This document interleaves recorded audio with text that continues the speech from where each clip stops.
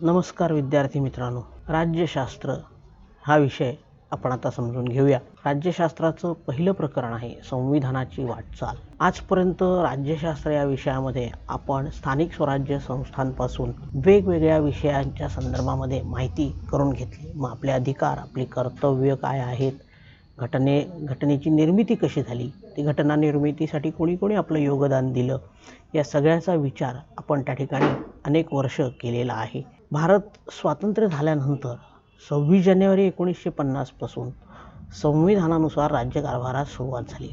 म्हणजे आम्ही 26 जानेवारीला भारतीय संविधानाचा स्वीकार केला। धर्मनिरपेक्ष लोकशाही गणराज्य निर्माण करण्याचं उद्दिष्ट आमच्या घटनेमध्ये आहे। भारतातील लोकशाहीचे व्यापक होत गेलेले स्वरूप, राजकीय प्रक्रियेतील झालेले महत्त्वाचे बदल, सामाजिक न्याय व समता प्रस्थापनाच्या दृष्टीने उचललेली पावले यांचा आढावा आपल्याला या ठिकाणी घ्यायचा आहे। अर्थात लोकशाही, सामाजिक न्याय व समता, न्यायव्यवस्था या मुद्द्यापुरताच तो करायचा आहे। त्याचबरोबर संविधानाची वेगवेगळी रूपं आपल्याला ह्या ठिकाणी पाहायची आहेत। संविधानामध्ये भारतीय न्याय स्वातंत्र्य देण्याबाबत कोणत्या महत्त्वाच्या तरतुदी केलेल्या आहेत। आपलं संविधान सामाजिक न्याय व समानतेवरती आधारलेलं आहे। सगळ्यांना समान न्याय उद्दिष्ट आपल्याला समोर ठेवलेलं आहे। त्याचबरोबर प्रागतिक समाज निर्माण करण्याचं महत्त्वाचं साधन म्हणजेच भारतीय संविधान आहे। आता लोकशाही, भारतीय लोकशाही आपल्याला पाहायची आहे। राजकीय प्रगल्भता, लोकशाही प्रत्यक्षात अंमलात आली तरच ती समाजाच्या राजकीय जीवनाचा अविभाज्य भाग बनते। भारतात जनतेला लोकसभा, विधानसभा आणि स्थानिक स्वराज्य संस्थांच्या द्वारे थेट प्रतिनिधित्व दिलं गेलेलं आहे। आपल्या देशाचा विस्तार, भूभाग प्रचंड आहे। लोकसंख्या आज 132 करोडच्या पुढे गेलेली आहे आणि अशा परिस्थितीमध्ये आपल्या देशात निवडणुका घेणं हे एक फार मोठं आव्हान आहे आणि आज ते आव्हान आपण सगळ्यांनी लीलया पेललेलं आहे। हे आपल्या लोकशाहीचं वैशिष्ट्य आहे। ठराविक काळात न्याय आणि मुक्त वातावरणात निवडणुका घेतल्या जातात। आज कुठं ना कुठं तरी सतत निवडणुका होत आहेत। सध्या या 2020च्या काळामध्ये कोविड-19च्या संकटामुळे बऱ्याचशा निवडणुका पुढे ढकललेल्या आहेत, परंतु आपल्या देशाचं वैशिष्ट्य असं आहे की कुठं ना कुठं तरी सतत निवडणुका घेतल्या जात असतात आणि त्याचं नियोजन अतिशय चांगल्या पद्धतीनं आज केलं जात आहे आणि हे लोकशाहीचं मोठं यश आहे। सार्वजनिक धोरण आणि समस्या संदर्भात निश्चित भूमिका घेऊन भारतीय मतदान करतात, हे आणखीन एक वैशिष्ट्य आपल्याला लक्षात येईल। त्यानंतर मताधिकार, पूर्वी वय वर्ष 21 पूर्ण झालेल्या प्रत्येक प्रौढ नागरिकास मतदानाचा अधिकार होता। स्वर्गीय पंतप्रधान राजीव गांधी यांनी सुरुवातीची ती 21 वर्षाची अट 18 वर्षावरती आणली आणि आता 18 वर्ष पूर्ण झालेल्या प्रत्येक प्रौढ नागरिकास, मग स्त्री असो, पुरुष असो, दिव्यांग असो, कुणीही असो, ज्याची 18 वर्ष पूर्ण झालेली आहेत, ते अशा प्रत्येक नागरिकास मतदानाचा अधिकार दिलेला आहे। यामुळे असं झालं, 18 वर्ष केल्यामुळे मोठ्या प्रमाणात युवा वर्गाला हा मतदानाचा अधिकार मिळाला, तरुण वर्गाला मोठ्या प्रमाणात अधिकार मिळाला, कारण वयाच्या पात्रतेची अट कमी झाली आणि त्यामुळे लोकशाहीची व्याप्ती वाढवणाऱ्या या अधिकारामुळे भारतीय लोकशाही ही जगात सर्वात मोठी लोकशाही बनली आहे। एक आदर्श लोकशाही बनली आहे असं म्हणायला हरकत नाही।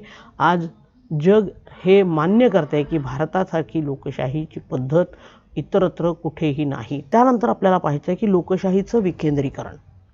भारतामध्ये केंद्र शासन आहे, राज्य शासन आहे आणि स्थानिक शासन संस्था, याच्यामध्ये नगरपालिका, महानगरपालिका, ग्रामपंचायती या सगळ्यांचा समावेश त्या ठिकाणी होत असतो आणि या सगळ्यांमध्ये संविधानाकडून सत्तेचे विभाजन केलेले आहे। या विभाजनालाच लोकशाहीचे विकेंद्रीकरण असं म्हणतात। म्हणजे पुन्हा एकदा बघूया की केंद्र शासन, राज्य शासन आणि स्थानिक शासन संस्था यांच्यात भारतीय संविधानाकडून सत्तेचे जे विभाजन केले आहे, या विभाजनालाच लोकशाहीचे विकेंद्रीकरण असं म्हणतात, अशी एक व्याख्या आपल्याला त्या ठिकाणी आढळते।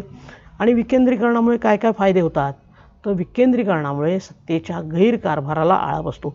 कोणीही एकच व्यक्ती किंवा एकच पक्ष किंवा एकच ग्रुप हा सर्वेसर्वा होत नाही. सामान्यातल्या सामान्य लोकांना सत्तेत सहभागी होण्याची अधिकाधिक संधी यामुळे मिळते.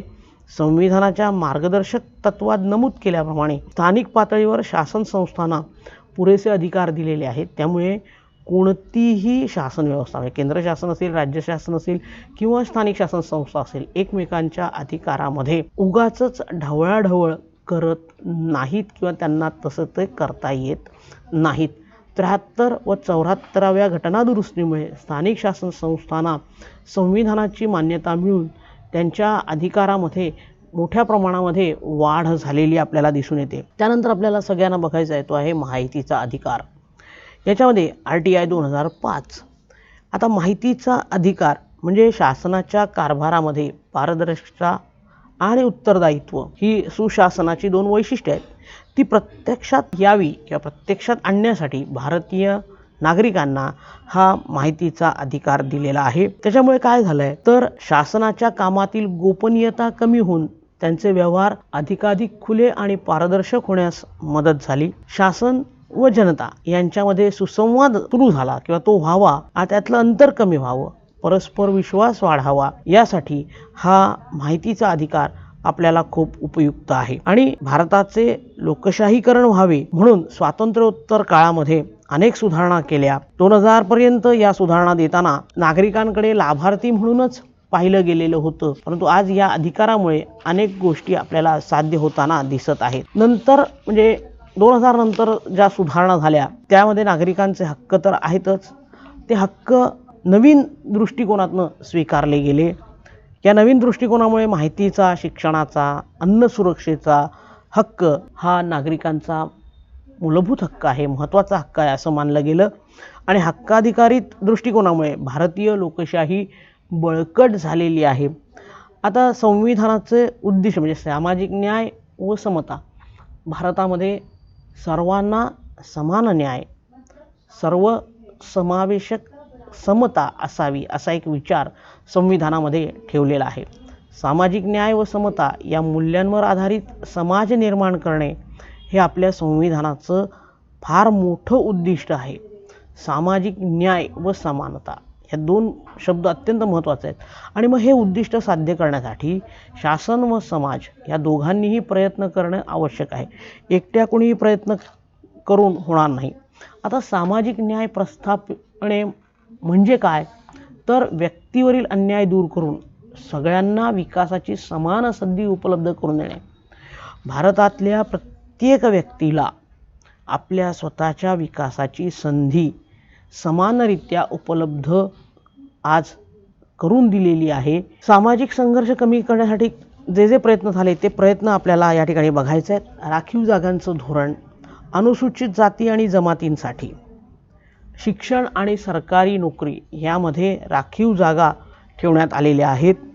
त्याचबरोबर इतर मागासवर्गीय, अल्पसंख्याक जे असतील यांच्यासाठी सुद्धा जागांची तरतूद केलेली आहे. दुसऱ्या बाजूला अल्पसंख्याक जे आहेत या अल्पसंख्याकांच्यासाठी शिक्षणामध्ये, रोजगारामध्ये विविध संधींची उपलब्धता करून दिलेली आहे. त्यांच्यासाठी विविध योजना राबवलेल्या आहेत आणि त्यांच्या मूलभूत हक्कांचं संरक्षण केलेलं आहे. त्याचबरोबर महिलांच्या संदर्भामध्ये कायदे व प्रतिनिधित्वाविषयी तरतुदी, महिलांमधली निरक्षरता दूर व्हावी, त्यांना विकासाच्या पुरेशा संधी मिळाव्यात, त्या स्वतःच्या पायावरती उभे राहाव्यात, त्यांचं सबलीकरण, सक्षमीकरण व्हावं, या दृष्टिकोनातनं अनेक कायदे केले गेले आहेत. आत्ता 2005चा नवीन कायदा आला, त्याच्यामध्ये परवाच सुप्रीम कोर्टाने निर्णय दिला आहे की मुलीला सुद्धा वडिलोपार्जित इस्टेटीमध्ये, संपत्तीमध्ये बरोबरीचा हक्क हा दिलेला आहे. म्हणजे मुलाला जेवढी संपत्ती मिळेल तेवढीच संपत्ती, समान कायदा हा या ठिकाणी आणलेला आहे. वडिलांच्या व पतीच्या संपत्तीत महिलांना समान वाटा हा दिलेला आहे. त्याचबरोबर महिलांच्यासाठी हुंडा प्रतिबंधक कायदा तयार केलेला आहे. त्यांचं लैंगिक अत्याचारापासून संरक्षण व्हावं त्यासाठी कायदे केले गेले. त्याचबरोबर घरगुती हिंसाचार प्रतिबंधक कायदा निर्माण केला गेला. स्थानिक स्वराज्य संस्था तसंच लोकसभेमध्ये, राज्यसभेमध्ये, विधानसभेमध्ये, विधिमंडळामध्ये महिलांना प्रतिनिधित्व देण्याचं ठरलं आणि 73व्या व 74व्या घटनादुरुस्तीमुळे स्थानिक शासन संस्थेमध्ये 33% जागा महिलांसाठी राखीव ठेवण्यात आल्या आहेत आणि महाराष्ट्रासह इतर 15 राज्यांमध्ये तर ही संख्या वाढवून 50% एवढ्या राखीव जागा स्थानिक स्वराज्य संस्थांमध्ये ठेवण्यात आलेल्या आहेत. त्याचबरोबर महिलांवर जे अत्याचार होतात, जे अन्याय होतात, त्यांच्या निर्मूलनासाठी राष्ट्रीय आणि राज्य महिला आयोग स्थापन केलेले आहेत. यांच्याद्वारे महिलांवरील होणाऱ्या अन्याय आणि अत्याचाराचा प्रतिबंध केला जातो. याच्यानंतर न्यायालयाची भूमिका आपल्याला पाहिजे. परिस्थितीनुसार संविधानात बदल करण्याचा अधिकार संसदेलाच आहे, परंतु त्याच्या मूलभूत चौकटीत बदल करण्याचा अधिकार संसदेला नाही, अशी न्यायालयाची भूमिका आहे. संविधानाचा अर्थ लावण्याचा अधिकार न्यायालयाला आहे. न्यायालय कायदा करू शकत नाही, फक्त त्याचा अर्थ लावण्याचं काम हे न्यायालयाचं आहे. म्हणजे कायदा करण्याचं काम कायदेमंडळाचं, कायद्याची अंमलबजावणी करण्याचं काम मंत्रिमंडळाचं, कार्यकारी मंडळाचं आणि त्याचा अर्थ लावण्याचं काम हे न्यायालयाचं आहे. देशातील लोकशाही बळकट करण्यात तसेच सामाजिक न्याय व समता प्रस्थापित करण्यात न्यायालयाचे योगदान अत्यंत महत्त्वपूर्ण आहे. आता न्यायालयाने महत्त्वाचे निर्णय कोणकोणते दिलेले आहेत तर आपल्याला पाहायचं आहे की बालकांच्या हक्कांचं संरक्षण, बालकामगार असतील त्याच्यावर प्रतिबंध कायदा केला गेला, शिक्षणाचा हक्क बालकांचा आहे किंवा त्यांना माध्यान्ह भोजन आहे, या हक्कांचं संरक्षण न्यायालयाने केलेलं आहे. त्याचबरोबर महत्त्वाचा दुसरा निर्णय दिला आहे मानवी हक्कांची जपणूक. त्यातपूर्वी पुन्हा एकदा मी परत मागे येऊया की बालकांच्या हक्कांचं संरक्षण करताना दुसरं आहे मानवी हक्कांची जपणूक. त्याचबरोबर महिला सन्मान व प्रतिष्ठा जपणूक.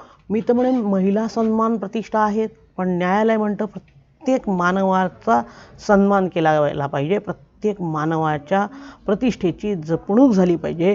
यासाठी न्यायालयाने अनेक महत्त्वपूर्ण निर्णय दिलेले आहेत. व्यक्ती स्वातंत्र्याची जपणूक. प्रत्येक व्यक्ती ही स्वतंत्र विचाराची आहे, त्यामुळे प्रत्येक व्यक्तीच्या व्यक्ती स्वातंत्र्याची जपणूक न्यायालयाने केलेली आहे. आदिवासींचे सक्षमीकरण. आता जे मागासलेले आहेत किंवा मागं पडले आहेत, मागासलेले याचा अर्थ मागं पडलेले आहेत, अनेक कारणांमुळे ते मागे पडलेले आहेत, अशा ज्या मागे पडलेल्या लोकांचं सक्षमीकरण करून त्यांना मूळ प्रवाहामध्ये आणण्यासाठी अनेक महत्त्वपूर्ण निर्णय न्यायालयाने घेतलेले आहे. न्यायालयाच्या या निर्णयामुळेच लोकशाही म्हणजे भारतीय लोकशाही आणि राजकीय प्रक्रिया अधिक परिपक्व होण्यास मदत झालेली आहे असं आपल्याला म्हणावं लागेल. लोकशाही सुशासनाची वैशिष्ट्ये आपल्याला पाहायची आहेत की जनतेला जबाबदार असल्याची जाणीव असणारं सरकार, प्रभावी आणि कार्यक्षम सरकार, जनतेच्या मागण्यांना प्रतिसाद देणारं सरकार, पारदर्शी कारभार करणारं सरकार, शासनाच्या निर्णय प्रक्रियेमध्ये जास्तीत जास्त लोकांचा सहभाग करून घेणारं सरकार म्हणजेच लोकशाही सुशासनाची वैशिष्ट्य आहेत असं आपल्याला म्हणावं लागेल.